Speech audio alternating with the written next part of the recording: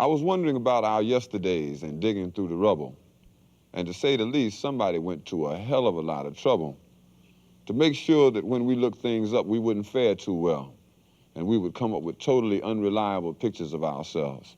But I've compiled what few facts I could, such as they are, to see if we could find out a little bit of something, and this is what I got so far.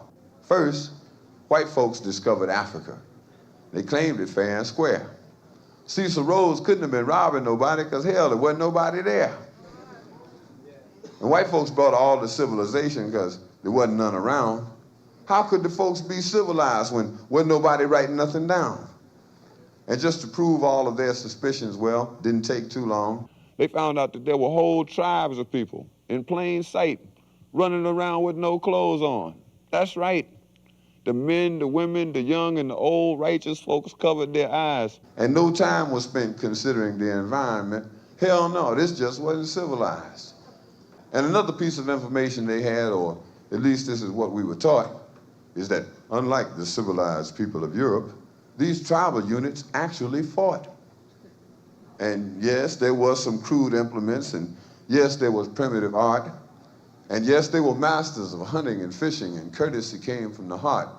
And yes, there was love and medicine, religion, intertribal communication by drum. But no paper, no pencils, and no other utensils, and hell, these folks never even heard of a gun.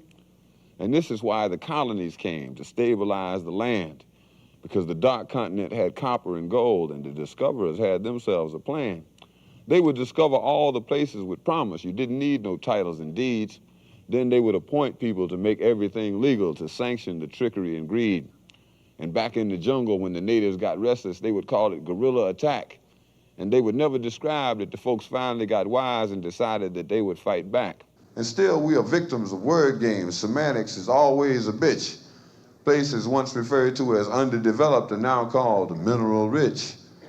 And the game goes on eternally. Unity kept just beyond reach. Egypt and Libya used to be in Africa. They've now been moved to the Middle East. There are examples galore, I assure you.